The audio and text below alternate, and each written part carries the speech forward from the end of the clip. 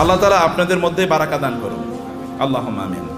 আচ্ছা, যারা সিদ্ধান্ত নিতে পারেন নাই, সিদ্ধান্ত নেয়ার জন্যে কি লাগে জানেন?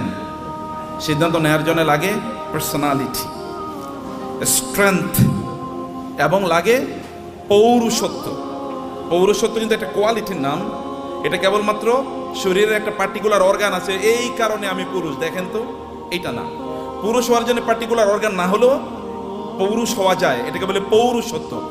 Even the women can also become রিজাল, যেখানে আল্লাহ তাআলা বলেছেন মিনাল মুমিনিনা রিজালুন রিজালুল লা তুলহিহিম তিজারাতুন ওয়ালা বাইউন আন যিকরিল্লাহি ওয়া ইকামিস সালাতি ওয়া ইতাইজ যাকাত ওয়া ইয়াখাফুনা ইয়াওমান তাতাকাল্লাবু ফীহিল কুলুবু ওয়াল আবসার। আল্লাহ বলেছেন একদল মানুষের মধ্যে একদল পুরুষ আছে। একজন পুরুষ মানে কিন্তু এই আমরা যাকে বলছি পুরুষ, এখানে কোনো নারী নাই এরকম না।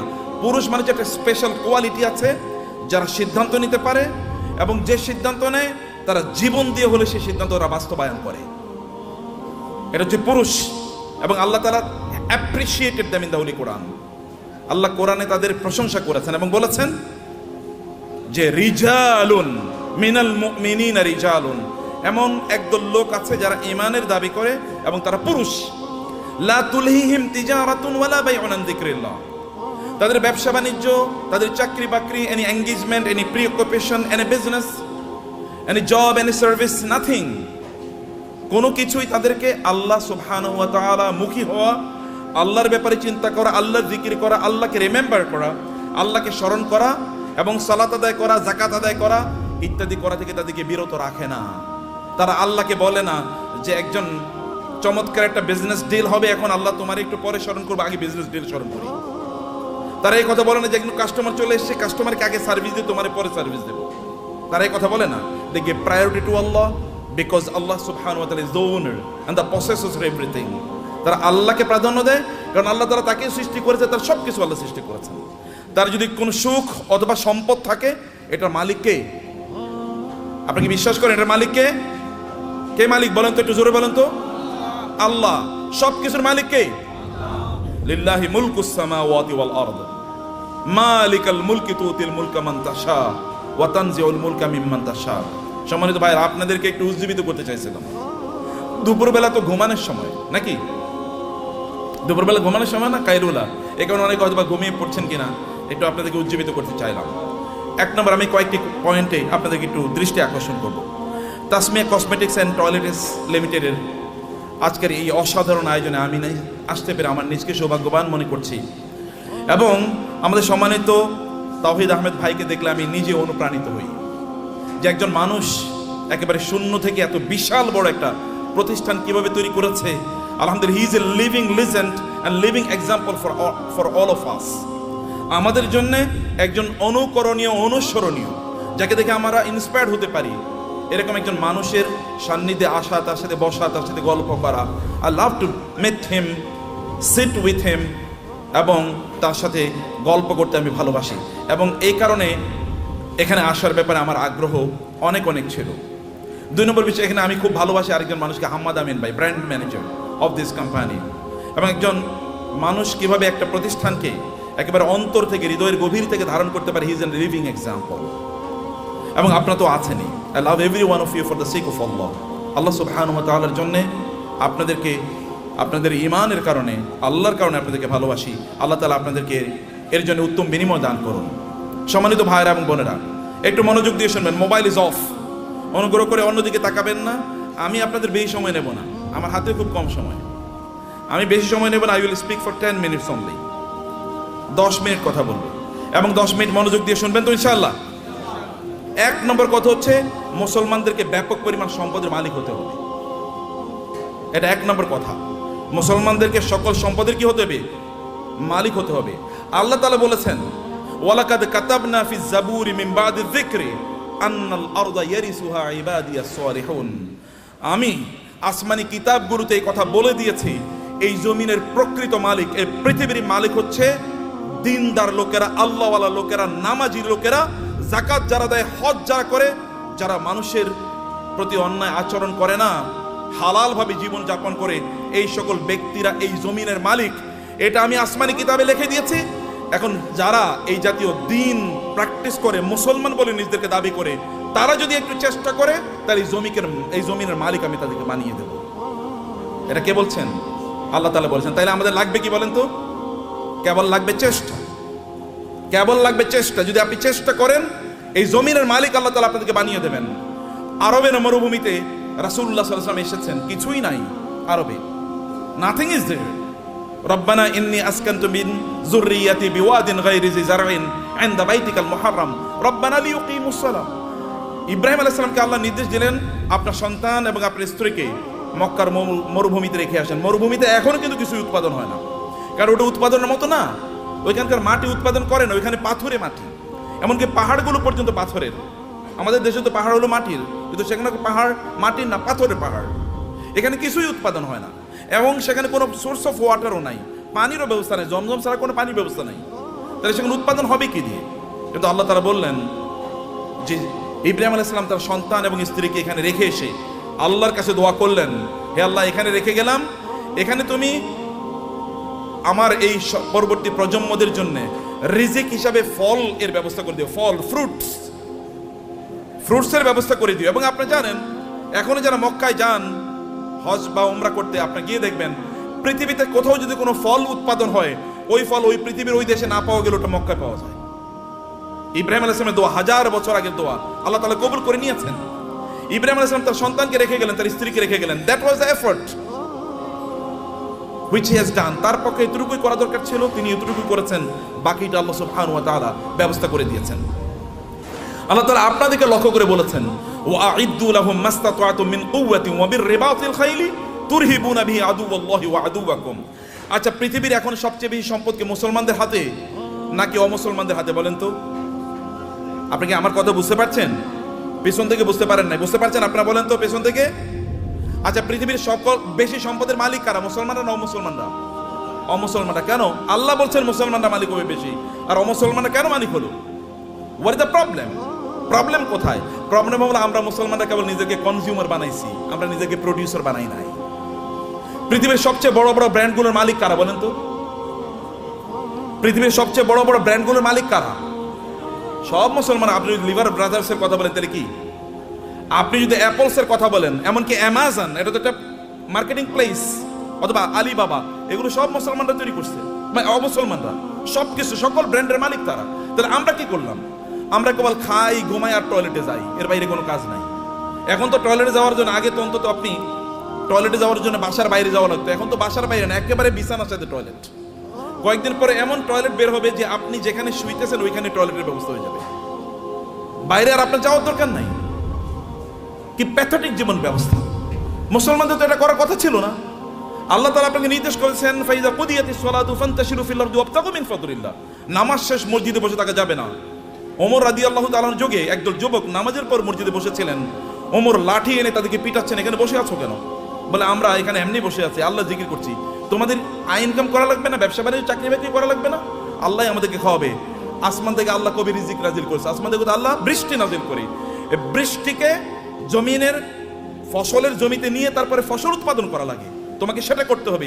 লাঠি নিয়ে এসে তাদেরকে পিটিয়ে বের করে দিয়েছে, যাও চাষাবাদ করো, ফসল উৎপাদন করো, চাকরি বাকরি করো, ব্যবসা বাণিজ্য করো, এটাই তোমাদের কাজ। আল্লাহ সুবহানাহু ওয়া তাআলা কোরআনে সূরাতুল মুজাম্মিলে দুই ধরনের লোকের কথা বলেছেন। দুই ধরনের লোক তারা যুদ্ধে লিপ্ত আছে। এক ধরনের লোক তারা আল্লাহর রাস্তায় জিহাদ করছে, আল্লাহর দ্বীনকে প্রতিষ্ঠা করার জন্য। আরেক দল লোক তারা টাকা পয়সা ইনকাম করার জন্য যুদ্ধ করছে, কারণ টাকা পয়সা যদি না থাকবে তাহলে মসজিদ নির্মাণ করবেন কোত্থেকে, মাদ্রাসা নির্মাণ করবেন কোত্থেকে, আর যারা যুদ্ধ করবে তাদের জন্য অস্ত্র কিনবেন কোত্থেকে। করার জন্য you need some people who will support this people. আপনি একদল লোক যারা এই সাপোর্ট দেবে আপনাকে, তাদের অর্থ থাকা লাগবে। এবং এই কারণে আল্লাহ তাআলা বলেছেন, ওয়া'ইদ্দু লাহুম মাসতাতা'তুম মিন কুওয়াতিন ওয়া বির-রিবাতিল খাইল। আল্লাহ তাআলা তার রাসূলকে বলেন, আপনি বলে দেন ওরা যেন ঘোড়ার আস্তাবল তৈরি করে, ওরা যেন ঘোড়া প্রোডাকশনের জন্য হাউস তৈরি করে। ঘোড়া প্রোডাকশন হাউস তৈরি করতে হলে কি কি লাগবে আপনি জানেন?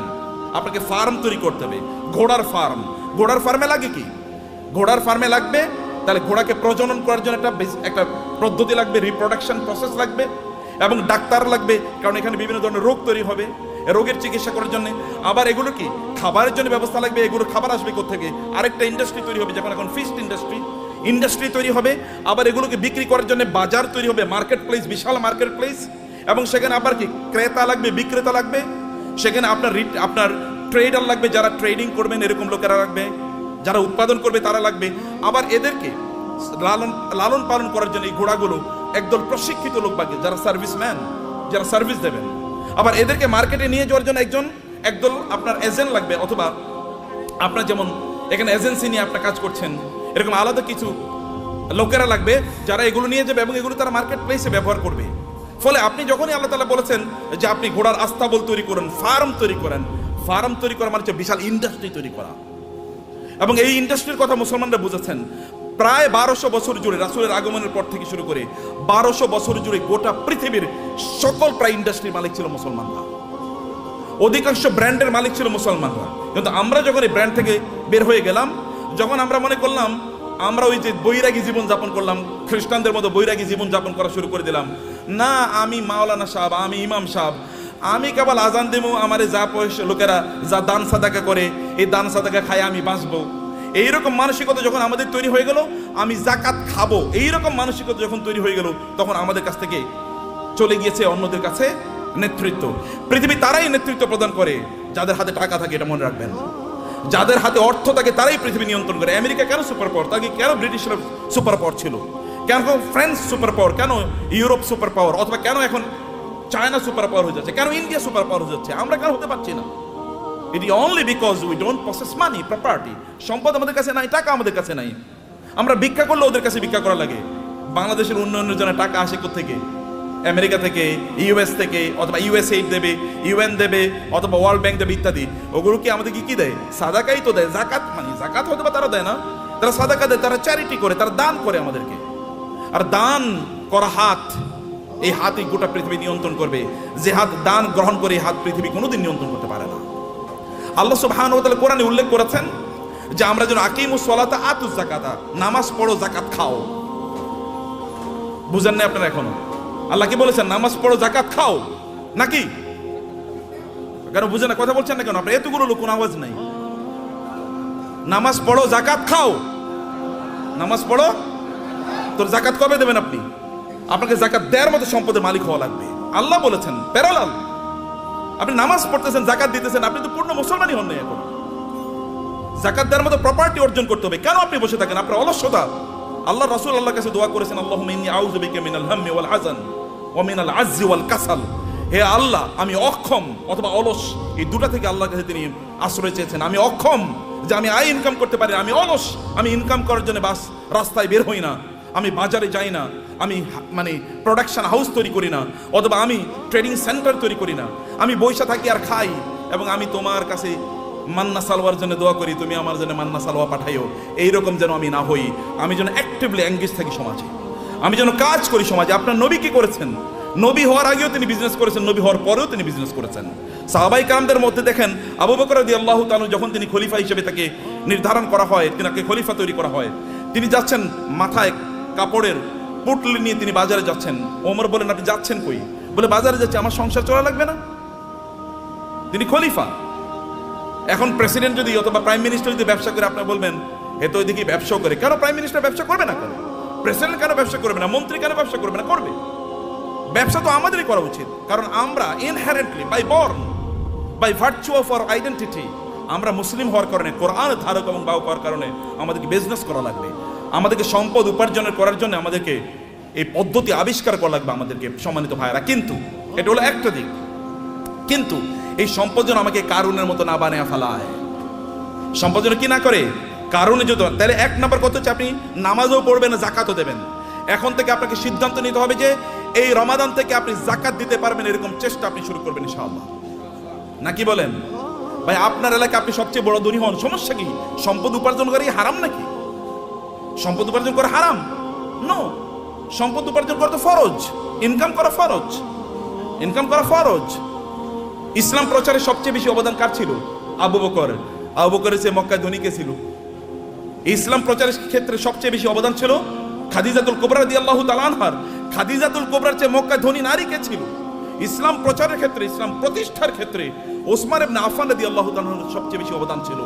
এখনো আরবে, সৌদি আরবে, এখনো মদিনাতে ওসমান ইবনে আফফানের নামে এখন ওই রকম বাগান আছে, যে বাগান থেকে এখনো যে উৎপাদন এগুলো এখনো দিনের কাজে লাগে, এখনো চ্যারিটি হিসেবে সারা পৃথিবীতে সেগুলো টাকা পৌঁছে যায়। এখনো যে মক্কায় যে ক্লক টাওয়ার আপনারা দেখেন, এটা কিন্তু সাদাকা, এটা কিন্তু ওয়াকফের। এখানকার টাকা যা ইনকাম এগুলো কিন্তু মানব কল্যাণে, আপনাদের দেশে হয়তো বা এখানকার কল্যাণের টাকা চলে আসে। তা আপনাকে তো এরকম অর্থবৃত্তের মালিক আপনাকে হওয়া দরকার, অর্থ ইনকাম করতে হবে ফরজ। এর কারণে আপনি তখন, কারণ এদের অবস্থা দেখেন, আবু বকরের মতো গোটা পৃথিবীর সকল মুসলমানকে যদি একত্রিত করা হয়, আবু বকরকে যদি একত্রিত করা হয় রাদিয়াল্লাহু তাআলা আনহু, তাইলেও আবু বকরের আমলের দাড়িপাল্লাটা অনেক ভারী হয়ে যাবে। কেবল ইবাদত করেই, এই তথাকথিত এই যে কথিত যে ইবাদত আছে, এই রিচুয়াল, আপনি নামাজ পড়লেন, কোরআন তেলাওয়াত করলেন, ইত্যাদি ইত্যাদি, এর মাধ্যমে এই জায়গায় যাওয়া যায় না। You need financial contribution to the establishment, to the preaching and the propagation of Islam. ইসলামকে মানুষের কাছে পৌঁছে দেওয়ার জন্য আপনার অর্থনৈতিক অবদান লাগবে। এই অবদানের কারণে আল্লাহ সুবহানাহু ওয়া তাআলা নামাজকে যেমনিভাবে ফরজ করে দিয়েছেন, তিনি আমাদের জন্য যাকাতকেও ফরজ করে দিয়েছেন। এখন আপনি বলবেন যে আমি টাকার মালিক হলে যেন যাকাত দেবো। আল্লাহ বলছেন তুমি টাকার মালিক হয়ে যাকাত দাও, তোমার জন্য ফরজ। টাকার মালিক হয়ে যাকাত, আল ইয়াদুল উলিয়া খায়রুম মিনাল ইয়াদিস সুফলা। দানের হাত আল্লাহর কাছে প্রিয়। যে ব্যক্তি দান করে তার যে মর্যাদা, যে নেয়ার মধ্যে কি সওয়াব আছে নাকি? যে ঠিক আছে ভাই, আপনি ভিক্ষা করেন রাস্তায়, ভাই আমার একটু দেন না, এরপরে আপনার আমল নামায় কেবল সওয়াব ঢুকতে থাকবে, সওয়াব ঢুকতে থাকবে নাকি? তাহলে সবাই ভিক্ষা, এবং মুসলমানরা প্রায় ভিক্ষার জাতি হয়ে গেছে। মাহফিল করলেও ভিক্ষা লাগে, মসজিদ বানাইলেও ভিক্ষা লাগে। কেমন অবস্থা এটা? এটা কেন আপনারা করলেন? আপনারা কেন ইসলামকে এরকম জায়গায় নিয়ে আসছেন? আমরা কেন নিয়ে আসছি? আমি আলেমদের কথা বলছি, আপনাদের বলছি না। কেন এই জায়গায় নিয়ে আসবেন? এই জায়গায় আনার কথা ছিল না। You do something in order to earn money. আপনি মর্যাদার সাথে পৃথিবীতে বেঁচে থাকবেন, আপনি দেবেন, এরকম জায়গায় আপনি যাবেন। ওমর রাদিয়াল্লাহু তাআলার যুগে যাকাত নেওয়ার মতো লোক পাওয়া যায় নাই। মুসলমানদের অবস্থা দেখেন, মরুভূমিতে আফ্রিকাতে লোকজন আফ্রিকা থেকে যাকাতের টাকা নিয়ে এসে ওমর কাছে আসে, ওমর রাদিয়াল্লাহু তাআলার কাছে আসে। ওমর বলে এগুলো কি? বলে যাকাতের টাকা। এখানে নিয়ে আসছে কেন? মদিনায় তো যাকাত নেওয়ার মতো কোনো লোক নাই, মক্কায় যাকাত নেওয়ার মতো কোনো লোক নাই। আমাদের আফ্রিকাতেও তো যাকাত নেওয়ার মতো কোনো লোক নাই, কর্ম কি? আফ্রিকাতে যাকাত নেওয়ার মতো কোনো লোক নাই যখন মুসলমানদের শাসন চলেছে। এখন আমরা সব জায়গায় ভিক্ষা।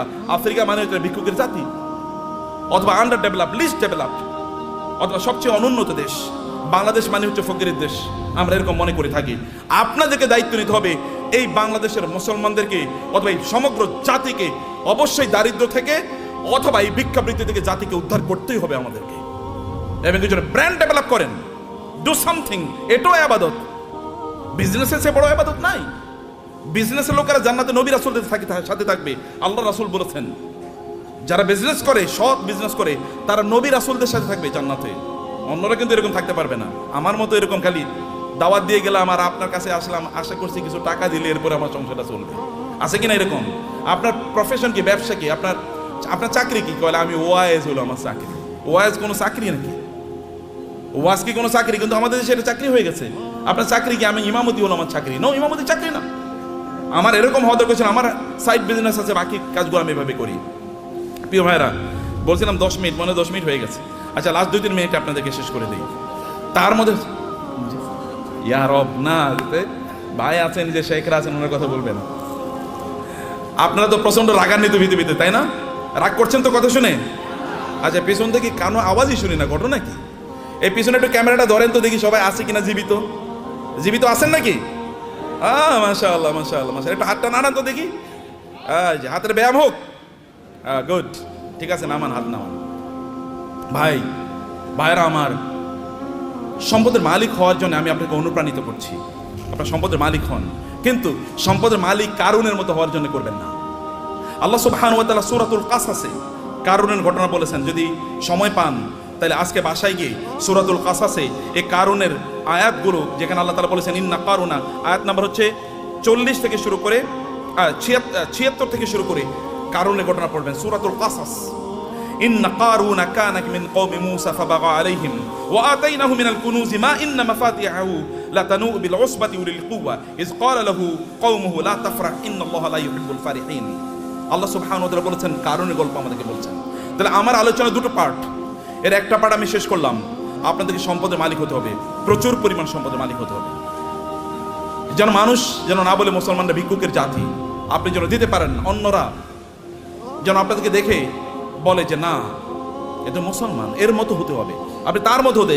এখন আমরা এক্সাম্পল দিতে গিয়ে এখন আমরা ধরেন তৌহিদ ভাই ছাড়া আর কাউকে এক্সাম্পল দেওয়ার মতো লোক পাচ্ছি না। মানে যারা দিন প্র্যাকটিস করে, আবার অনেক সম্পদের তারা প্রবাহ তৈরি করেছে সমাজে, নিজেই কেবল সম্পদের মালিক হয় না, সম্পদের মালিক বানানোর রাস্তা তৈরি করে দিয়েছে। এরকম লোক আমার সামনে খুব বেশি নাই। আমি বলতে গেলে বিল গেটসের কথা বলে, ওয়ারেন বাফেটের কথা বলতে হয়, এলিয়ন মাস্কের কথা বলা লাগে। তো মুসলমানদের এলিয়ন মাস্ক কই?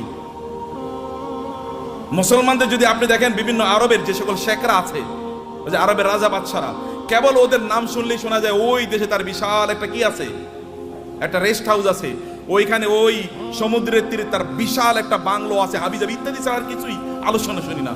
আর যখন আপনি এলন মাস্কের কথা শোনেন, তখন আপনি শোনেন যে ও ওই যে ইয়ের দেশে, চাঁদের দেশে এখন জায়গা বেচতেছে, জায়গা বিক্রি করতেছে। ওইখানে কি করে? অথবা বাংলাদেশে তার স্টার লিঙ্ক আসবে, গ্রাম অঞ্চলে সুপার স্পিডে আপনি ইন্টারনেট পাবেন। অথবা টেসলার মাধ্যমে এমন গাড়ি তৈরি করছে, ওখানে কোনো কি লাগবে না, ড্রাইভার লাগবে না। এরকম একটা কথা বলেন তো আপনি মুসলমানদের, এটা কেমন জাতি? 300 কোটি মুসলমান বলা হয়, অথবা কমপক্ষে তো 200 কোটি। গোটা পৃথিবীতে মানুষ 800 কোটি, এর মধ্যে প্রায় 250 কোটি মুসলমান। 250 কোটি মুসলমান একটা টেসলার মতো জিনিস তৈরি করতে পারলো না, একটা আইফোনের মতো প্রোডাক্ট তার নাই। অথবা তার একটা কি, এই যে আমরা ইয়ের গাড়ি কি বলে, কিসের গাড়ি, এই যে মানে আমরা আমাদের বাংলাদেশে এটা কি যে কি গাড়ি জানো, এটা আপনার মানে এক্স করোলা, মানে করোলা টাইপের একটা গাড়ি তো বানাইতে পারেন। আপনি বলেন তো একটা ব্র্যান্ডের নাম বলেন তো মুসলমানদের গাড়ির, একটা হুন্ডার নাম বলেন তো, একটা সাইকেলের নামই বলেন। আরে সাইকেলের নাম তো বহুত পরের কথা। এই যে সাইকেলের যে শিখ ব্যবহার, ওগুলো কি বলে, শিখ বলে না? এরকম বানাইছে মুসলমানরা, দেখেন তো, এরাও তো চায়না থেকে আপনার আনা লাগে। তাহলে কি আমরা কি বানাইছি, করছি কি? কেবল খাও দাও ফুর্তি করো, দুনিয়াটা মস্ত বড়, এরকম টাইপ ছাড়া কোনো কিছু নাই। খাও ঘুমাও এবং সিনেমা দেখো আর ফেসবুক টিপাও। যে ফেসবুক বানাইছে ওর নিজেরও অ্যাকাউন্ট হয়তো বা নাই, কিন্তু আপনি এটা নিয়ে সারাদিন রাত ব্যস্ত আছেন। ও যে ইউটিউব বানাইছে, ওইটা ব্যবসায়ী হাউস, তার এখান থেকে সে বিলিয়নস অফ ডলার্স ইনকাম করে নিচ্ছে, কিন্তু আপনি ওইটাই দেখেন এবং আপনি বলেন পাগলের সুখ মনে মানে, আপনি আমি কত সুখী, সারা রাত বইরা সিনেমা দেখতেছি, মজা কারে বলে? Stupid lifestyle. নো, আল্লাহ আপনাকে এই জন্য তৈরি করেন নাই, হিউজ প্রোডাক্টিভিটি তৈরি করেছেন এবং আল্লাহর মার্সি আপনার উপর আছে। আল্লাহ সুবহানাহু ওয়া তাআলা আপনাকে সেরকম ক্যারিশমা দিয়ে তৈরি করেছেন এবং এই কারণে আপনার এলাকায় আপনি সবচেয়ে বেশি সম্পদের মালিক হন এবং এর মাধ্যমে আপনি ওই এলাকাটাকে উন্নয়নের কাজ করেন। ওইখানে এমন কোনো মসজিদ না থাকুক যে মসজিদে আপনার কন্ট্রিবিউশন নাই, এমন কোনো মাদ্রাসা না থাকুক যেখানে আপনার কন্ট্রিবিউশন নাই, এমন কোনো দিনী কাজ না থাকুক যেখানে আপনার কন্ট্রিবিউশন নাই।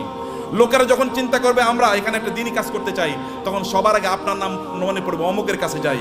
যেমনি হবে লোকেরা কোনো দিনী কাজ করলে, রাসূলের কোনো দিনী কাজের প্রশ্ন দেখা দিলে তার সবার আগে মনে পড়তো কার নাম? আবু বকরের নাম, আবু বকর নাম মনে পড়তো, অথবা ওসমান নাম মনে পড়তো, কারণ কেউ তাদেরকে সুপারসিড করতে পারতো না। সম্মানিত ভাইয়েরা এবং বোনেরা, সে কারণে পজিটিভলি অ্যাক্টিভলি সময় কাটান। মনে রাখবেন প্রত্যেকটা সেকেন্ডের জন্য আল্লাহকে জবাবদিহি করতে হবে, আল্লাহর কাছে আপনাকে জবাবদিহি করতে হবে প্রত্যেকটা সেকেন্ডের জন্য। ওয়াল আসরি ইন্নাল ইনসানা লাফি খুস, মানুষ সৃষ্টিগতভাবে বিপদের মধ্যে আছে। ইন্নাল ইনসানা লাফি খুস, তবে ইল্লাল্লাযিনা আমানু ওয়া আমিলুস সালিহাত, যারা ঈমান এনেছে, ঈমান আনার পর ভালো কাজ করছে। যাকাত যদি ইসলামের তৃতীয় স্তম্ভ হয়, আমরা বলি নামাজ রোজা, নামাজ রোজা, আল্লাহ বলছেন নামাজ জাকাত, নামাজ জাকাত, নাকি আমরা কি বলি? নামাজ রোজা, কিন্তু আল্লাহ কি বলেছেন? নামাজ জাকাত। কারণ দুটোকে একসাথে বলেছেন। এই দুটোকে একসাথে আপনাকে যদি আপনি করতে পারেন, তাইলে তো আপনি ইসলামের 5টা স্তম্ভ আপনি পালন করলেন। আপনি 5টা স্তম্ভ কয়জন পালন করছেন এর মধ্যে আপনি বলেন, কেন 5টা স্তম্ভ আপনি পালন করলেন না? এই 5টা স্তম্ভের উপর তো ঘর নির্ভর করে, এই গোটা ইসলাম নির্ভর করছে 5টা স্তম্ভের উপর। আপনি কেন হজ করতে পারলেন না? আপনি কেন জাকাত দিতে পারলেন না? এই দুটো তো ইসলামের স্তম্ভ। আপনি কেমন নামাজ পড়িয়ে তেল তেলে জান্নাতুল ফেরদাউসে চলে যেতে পারবেন নাকি? নো, অসম্ভব। সবগুলো একসাথে করে আপনি এমন একটা বিল্ডিং বানালেন একটা ইয়ের উপর, পিলারের উপর। এই বিল্ডিং কি পৃথিবীর সবচেয়ে স্থায়ী বিল্ডিং হবে? পিলার একটা মাত্র, যে কোনো সময় ধসে পড়ে যেতে পারে। শুধু নামাজের উপর নির্ভর করলেন, যে কোনো সময় ধসে পড়ে যেতে পারে। অতএব সবগুলোর উপর আপনার দিনকে প্রতিষ্ঠিত করা লাগবে। বুনিয়াল ইসলাম আলা খামসিন, শাহাদাতি আল্লাহ ইলাহা ইল্লাল্লাহ থেকে ওয়া হাজ্জিল বাইতি মান ইসতাতা ইলাইহি সাবিলা, সামর্থ্য অর্জন করা লাগবে আপনার, এবং অন্যরা আপনাকে দেখে শিখুক যে না এইরকম জীবনযাপন করা লাগে। অন্যরা আপনাকে দেখুক এরকম জীবনযাপন। কিন্তু আপনি সম্পদ উপার্জন করার একমাত্র কারণ যেন না হয় কারুন টাইপের জীবনযাপন করা। কারুন টাইপের জীবনযাপন করা কি? আল্লাহ সুবহানাহু বলেছেন ইন্না কারুনা কানা মিন কওমি মূসা ফাবাগা আলাইহিম। কারুন ছিল মূসা আলাইহিস সালামের তার বংশের লোক, অর্থাৎ বনি ইসরাইলের লোক। কিন্তু এই বনি ইসরাইলের উপরে সে জুলুম অত্যাচার করা শুরু করে দিয়েছে। যেমন আমাদের দেশে দেখবেন, আমাদের দেশে লোকেরা ব্যবসা করতেছে কিন্তু টাকা পাচার করতেছে অন্য দেশে, আছে কিনা এরকম? বুঝেন না আপনারা? ব্যবসা করতেছে এই দেশের মানুষের, কিন্তু টাকা পাচার করতেছে আরেক দেশের ব্যাংকে গিয়ে তার সকল টাকা খুঁজে পাওয়া যায়। এর চেয়ে বড় জালিম আল্লাহর জমিনে আর হতে পারে না। কারণ আপনি যেখানে ইনকাম করেছেন ওই অঞ্চলের মানুষের হক আছে আপনার উপর, কারণ তাদেরকে দিয়ে আপনি ইনকাম করেছেন, তাদের উন্নয়নের জন্য আপনাকে কাজ করা লাগবে। ফেরাউন মানে কারণ এই টাইপের এরকম যে কারণ এরকম করেছে, কিন্তু সেই লোকজনের উপর সে জুলুম এবং অত্যাচার চালিয়ে দিল, এবং তার কি পরিমাণ সম্পদ ছিল। আল্লাহ তাআলা বলেছেন যে ওয়াতাইনাহু মিনাল কুনুজি মা ইন্না মাফাতিহাহু লাতানু বিল উসবাতি উলিল কুওয়া, যে তার এত সম্পদ আল্লাহ তাআলা তাকে দিয়েছেন, সে কিন্তু গরিব একটা জাতির একজন, গরিব জাতি মানে হচ্ছে বনি ইসরাইল কিন্তু কৃতদাস, ফেরাউন তাদেরকে কৃতদাস বানিয়ে রেখেছিল, তাদেরই একজন, কিন্তু প্রচুর পরিমাণ সম্পদের মালিক হয়েছে। সম্পদের মালিক হয়েছে এদের মাঝে ব্যবসা করার কারণেই, ব্যবসা করার মাধ্যমে। কিন্তু এবং তার এত পরিমাণ সম্পদ যে তার সম্পদগুলো সোনা দানা এগুলো যেই সিন্ধুকে রাখতো, ওই সিন্ধুকগুলোর চাবি বহন করার জন্য একটা বিশাল গ্রুপ অফ পিপল লাগতো। কি পরিমাণ তাদের সিন্ধুক ছিল, কি পরিমাণ সম্পদ ছিল তার। এরকম সম্পদ এর মালিক হওয়ার পরে এরপরে তিনি কি করেছেন, তিনি প্রচন্ড অহংকারী জীবনযাপন করতেন, আনন্দ ফুর্তি নিয়ে ব্যস্ত থাকতেন। ভালো করে শুনুন, আপনাদের গল্প বলছি। আনন্দ ফুর্তি কি, অনেক টাকা। অতএব আজকে ফ্যামিলি সহ চিন্তা করতো আজকে আমরা কক্সবাজারের ট্যুরে যাব। ওকে, কক্সবাজারের ট্যুর শেষ, মজা শেষ, ওইখানে আনন্দ ফুর্তি করে আগামীকাল আমরা সাজেকে যাব, সাজেকের মজা শেষ সিলেটে যাব, সিলেটের মজা শেষ সিঙ্গাপুরে যাব, সিঙ্গাপুরের মজা শেষ আমেরিকা যাব, না এরপরে কানাডাতে যাব। একটার পর একটা কেবল ঘুরে বেড়াচ্ছে, আনন্দ ফুর্তি করছে, আর ফেসবুকে পোস্ট দিচ্ছে আলহামদুলিল্লাহ আমি খুব ভালো আছি। এরকম যখন পোস্ট দেয় তখন কি হয়, আপনি কেবল আনন্দ ফুর্তি করে বেড়াচ্ছেন। এবং এই সবচেয়ে সুন্দর সিনেমা কোনটা এসছে, চলো সিনেফ্লেক্সে আমরা গিয়ে সিনেমা দেখে আসবো। সিনেফ্লেক্সে ঢোকার আগে এরকম একটা বিশাল বড় ফেসবুকে একটা পোস্ট দিয়ে বললো এখন মাত্র সিনেফ্লেক্সে আমি ঢুকতেছি সিনেমা দেখার জন্য। মানুষের দেখাচ্ছে তার প্রচুর পরিমাণ সম্পদ, এবং বিশাল গাড়ি হাঁকিয়ে যখন তিনি গ্রামে যান ওইখানে উইন্ডো খোলেন না, অথবা তার এলাকায় যখন যান তখন তিনি মহা অহংকারী, কেউ তার কাছেও আসতে পারে না। অনেক পরিমাণ সম্পদ আর আছে, এটা কেবলমাত্র নিজের ভোগ বিলাসের জন্য তিনি ব্যবহার করছেন এবং ব্যয় করছেন। কেবল নিজের ভোগ ছাড়া অন্য কোনো কিছু নাই তার নিজের, কারণ সে নিজে মনে করে যে আমি ইনকাম করেছি, আমি নিজেই ভোগ করব। এবং কারণ কিন্তু একই কাজ করেছে।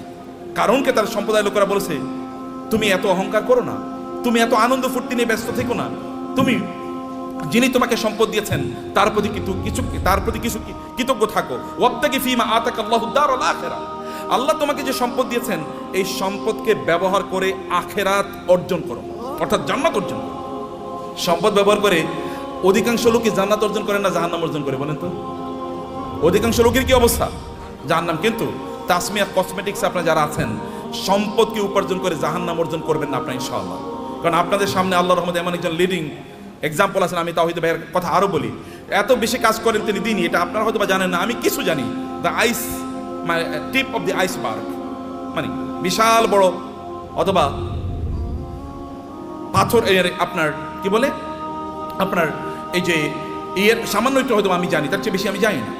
বরফের বিশাল খণ্ডের সামান্য একটু আমি জানি, এক ড্রপস অফ ওয়াটার, অথবা তার চেয়ে বেশি করে আল্লাহ তাআলা কবুল করে নেন। আমি বেশি প্রশংসা করতে চাই না, আপনাদেরকে বলতে চাই প্রিয় ভাইরা, আপনাদেরকে যে কথাটা বলতে চাই আপনারা শুনুন। সম্পদ উপার্জন করেছেন কেবল নিজের জন্য না। যখন কারণকে বলা হলো তুমি এরকম অহংকার করো কেন, তখন সে বলে আমার সম্পদ আমার নিজের যোগ্যতা আমি অর্জন করেছি, উপার্জন করেছি, আমি অহংকার করব না, আমি আনন্দ ফুর্তি করব না। আমার তো থাকবে গাড়ি একটা না, গাড়ি 10টা থাকবে। এবং আপনি মানে খাবেন হচ্ছে এতটুকু, কিন্তু আপনি 10 জনের খাবার আপনি নষ্ট করবেন। আপনার লাগবে একটা, কিন্তু আপনি 10টা ব্যবহার করছেন। আপনার শার্ট আছে প্রায় 200, কোনটা যে কবে পড়বেন আপনি জানেন না। যদি প্রতিদিন একটা করে পড়েন তাইলে এরপরে সর্বশেষ শার্টটা পরার জন্য 3 বছর পরে শার্ট পড়তে পারবেন। এইভাবে আপনি আপনার লাইফস্টাইলকে তৈরি করে রেখেছেন। এটা ছাড়া আপনি কোনো কিছুই বুঝেন নাই, এবং মানুষকে আপনি দেখিয়ে বেড়ান আপনি কি পরিমাণ সম্পদের মালিক হয়েছেন। সম্পদের মালিক ব্যক্তি তার নিজের যোগ্যতা হতে পারে না। আপনি তাওহীদ ভাইকে জিজ্ঞেস করে দেখেন, সম্পদের মালিক হওয়ার জন্য আল্লাহর স্পেশাল অনুমোদন লাগে, আল্লাহর রহমত লাগে। আল্লাহ রহমত না দিলে কোনোদিন কেউ সম্পদের মালিক হতে পারে না। চেষ্টা করে সম্পদের মালিক, আপনি প্রচুর পরিশ্রম করবেন, এই কারণে সম্পদের মালিক হবেন এটা নয়। নাহলে রিক্সাওয়ালারাই সবচেয়ে বেশি সম্পদের মালিক হতো, অর্থাৎ দিন মজুররাই সবচেয়ে বেশি সম্পদের মালিক হতো। নো, আল্লাহ সুবহানাহু ওয়া তাআলা আপনাকে দেন পরীক্ষা করার জন্য। কিন্তু আপনি এই সম্পদ, আমি এই কথা আপনাকে বলবো না যে টাকা ইনকাম করেন আর কেবল কথিত আল্লাহ সুবহানাহু ওয়া তাআলার রাস্তায় ফি সাবিলিল্লাহ ছাড়িয়ে আপনি এটাকে ব্যবহার করেন, আমি তা বলছি না। আমি বলছি হারাম কাজে এগুলোকে ব্যবহার করেন না, সিনেমা দেখার জন্য ব্যবহার করবেন না। লেটেস্ট কি সিনেমা তৈরি হয়েছে, এটা নিয়ে কিনে নিয়ে আসো এবং সবাইকে নিয়ে আনন্দ ফুর্তি করে বেড়াবেন। অথবা আপনার ছেলে মেয়ে, ওয়াইফ ইত্যাদিকে নিয়ে, বাচ্চাদেরকে নিয়ে আপনি যাবেন বিভিন্ন জায়গায় বেড়ানোর জন্য, আনন্দ ফুর্তিতে মেশে থাকবেন, লাল পানি খাবেন অথবা জুয়া খেলবেন অথবা অন্যান্য ফুর্তি ফ্যাশন করে বেড়াবেন। সেখানে কোনো দিনই পরিবেশ নাই, দিনই কোনো আচরণ নাই, এবং এর মধ্যে আপনি আনন্দ খুঁজে বেড়াচ্ছেন। আপনার টাকা আপনি এইভাবে ব্যয় করছেন। এই অর্থ ব্যয়ের মাধ্যমে আপনি জান্নাত কিনছেন না জাহান্নাম কিনছেন? আপনি কিনছেন জাহান্নাম, অথচ আল্লাহ অনুগ্রহ করে আপনাকে সম্পদ দিয়েছেন। আপনার সম্পদ ব্যবহার করে আপনি জান্নাত কেনেন। এগুলোকে হালাল উপায় ব্যবহার করলে আপনার জান্নাত কেন হয়ে যায়? আপনি হালাল ভাবে চলেন, নো প্রবলেম। এমনকি আপনার স্ত্রীর জন্য যদি আপনি গোলাপ ফুল কিনে নিয়ে যান, সেটাও আপনার জন্য কি, সেটাও কি সওয়াব। বলবে নতুন ফতোয়া নিয়ে আইছে, নতুন ফতোয়া, এটাই পুরান ফতোয়া, এটাই পুরান ফতোয়া। আপনার স্ত্রীর জন্য আপনি টাকা ইনকাম করেছেন, স্ত্রীর জন্য গোলাপ ফুল কিনে নিয়ে যান, তার জন্য নতুন একটা আইটেম কিনে নিয়ে যান এবং তাকে খুশি করেন, কারণ তাহলে আপনার সংসার ঠিক থাকবে, আপনার সন্তানটা ঠিক মতো চলবে। এটাও কি, এটাও দিনদারি, এটাও ইবাদত। অতএব আপনি হালাল পথে আপনার সম্পদগুলো ব্যবহার করেন। এর মাধ্যমে আপনি ওয়াবতাগি ফিমা আতাকাল্লাহু দারুল আখিরা ওয়ালা তানসা নাসিবাকা মিনাদ দুনিয়া।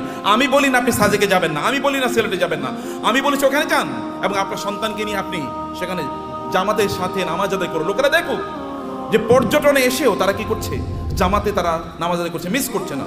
আপনি বিচে তখন যান যখন নামাজের সময় না, লোকেরা দেখুক যে তিনি নামাজকে প্রায়োরিটি প্রদান করছেন। লোক ওইখানে গিয়েও আপনি দান সাদাকা করুন, লোকেরা দেখুক যে লোকটা আল্লাহ সুবহানাহু ওয়া তাআলাকে আনন্দ করতে এসে আল্লাহকে বলেন নাই, আল্লাহকে তিনি তার প্রায়োরিটির মধ্যে রেখেছেন। ওইখানে আপনি গিয়েছেন, এখন অর্ধ উলঙ্গ হয়ে আপনি ঘুরবেন না। আপনার স্ত্রী তিনি সেখানে পর্দার মধ্যে থাকবেন না, আপনি তাকে দেখিয়ে দেখিয়ে শো পিসের মতো, চিড়িয়াখানার চিড়িয়ার মতো তাকে এরকম দেখায় দেখায় বেড়াবেন, এরকম করবেন না।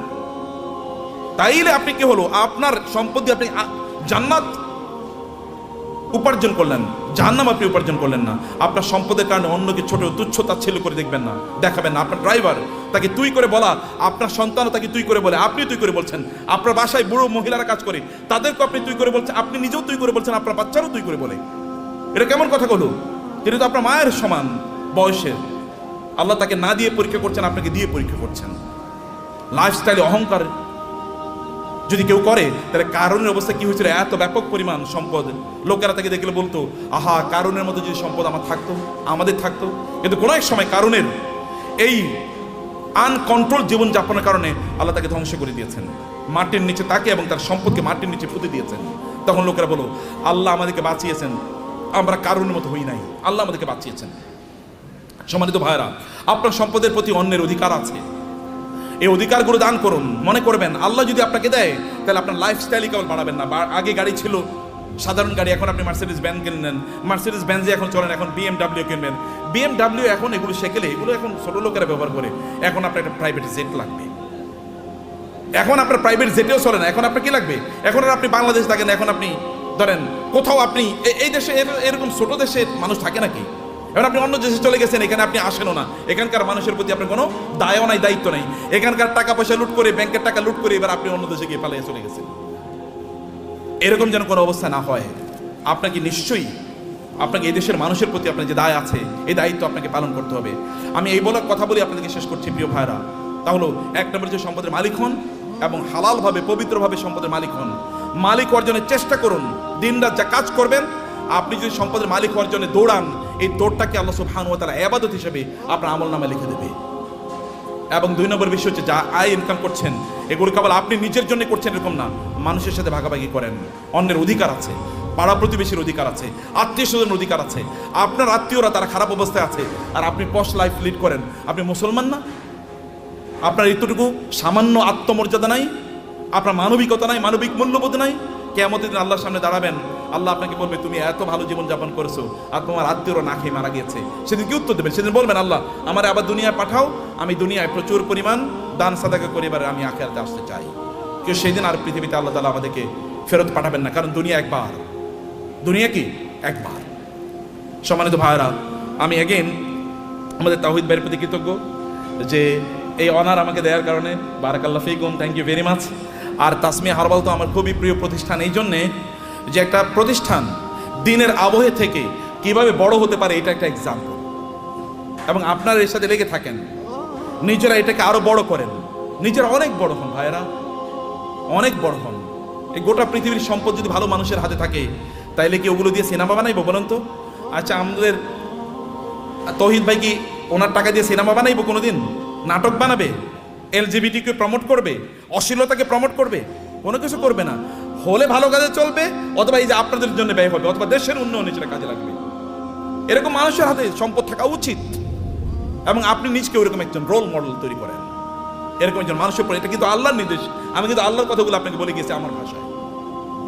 আল্লাহর ভাষায় তো আমি বলতে পারবো না, আমার ভাষায় আল্লাহর কথাগুলো আপনাদের ব্যাখ্যা করলাম। হে আল্লাহ, তুমি এই আয়োজনটাকে কবুল করে নাও, আজকের এই কনফারেন্সকে কবুল করে নাও, এই তাসমিয়া হারবালকে তুমি কবুল করে নাও আল্লাহ, এবং এটাকে বাংলাদেশের লিডিং বিজনেস হাউস হিসেবে কবুল করে নাও আল্লাহ। আল্লাহ, এখানে যারা এর সাথে সম্পৃক্ত আছেন বিভিন্নভাবে, আল্লাহ সবাইকে তুমি কবুল করে নাও আল্লাহ, এবং সবার ব্যবসার মধ্যে তুমি বারাকা দান করো আল্লাহ। আর এরা সবাই যেন অন্যদের জন্য রোল মডেল হতে পারে, অন্যদের জন্য আদর্শ হতে পারে আল্লাহ। সবাইকে তুমি সেই স্ট্রেংথ এবং স্টামিনা দান করো আল্লাহ। আমাদের সবাইকে আমাদের সম্পদ দিয়ে যেন আমরা আখিরাতে তোমার কাছে যেন একটা ঘর বানাতে পারি আল্লাহ। তোমার কাছে আমাদের জন্য ঘর বানায় দিও, আমরা সেভাবে আমাদের সম্পদগুলোকে যেন ব্যয় করতে পারি, এবং অন্যের প্রতি আমাদের যে দায় আছে, দায়িত্ব আছে, মানুষের প্রতি আমাদের যে দায় আছে, সেটা যেন আমরা পালন করতে পারি। আমাদের সম্পদের কারণে যেন আমরা অহংকারী না হয়ে উঠি, আমরা কেবল যেন শো অফ না করি, আমি দেখাই যে আমার এরকম আছে এবং অন্যরা এটা দেখে ইনফেরিয়রিটি কমপ্লেক্স, এটা যেন না হয়। আপনি ভাবির জন্য বিশাল বড় গয়না কিনে নিয়ে গেলেন, এবার আপনার ওয়াইফ আরেকজনের, আপনার কোনো মানে তার কোনো কাজিনের অথবা তার কোনো বান্ধবীর অথবা অন্য কাউকে বললো, দেখো আমার স্বামী কিন্তু আমার এটা দিয়েছে। এরপরে উনি তো তার স্বামীর সাথে এবার ঝগড়া বিপদ লাগলো, আমার বান্ধবীর স্বামী এরকম দিয়েছে, তুমি আমারে দিলা না, তো তুমি তো আমার প্রতি জুলুম করছো, আমি তোমার বিয়া করে এই জীবনটা শেষ হয়ে গেল আমার। এটা শো অফ করার জন্য না, আল্লাহর প্রতি কৃতজ্ঞতা। যত আল্লাহ দেবেন তত কৃতজ্ঞতা বাড়িয়ে দেন। আল্লাহ আপনার মাথা উঁচু করে দিয়েছেন, যিনি মাথা উঁচু করে দিয়েছেন তার জন্য মাথাটা কি হবে? অবনত হবে, সেজদায় বেশি লুটিয়ে পড়তে হবে, তাইলে তিনি আপনার মাথাকে উঁচু করে দেবেন। থ্যাংক ইউ ভেরি মাচ, জাযাকুমুল্লাহ খায়র। আল্লাহ সুবহানাহু ওয়া তাআলা আমাদের সবাইকে অনেক অনেক কল্যাণ দান করুন, আল্লাহুম্মা আমিন। হাযা ওয়া সাল্লাল্লাহু সুবহানাহু ওয়া তাআলা নবিয়ানা মুহাম্মদ ওয়া আলিহি ওয়া সাহবিহি আজমাইন। সুবহানাকাল্লাহুম্মা ওয়া বিহামদিক, আশহাদু আল্লা ইলাহা ইল্লা আনতা আস্তাগফিরুকা ওয়া আতুবু ইলাইক। ওয়াসসালামু আলাইকুম ওয়া রাহমাতুল্লাহি ওয়া বারাকাতুহু।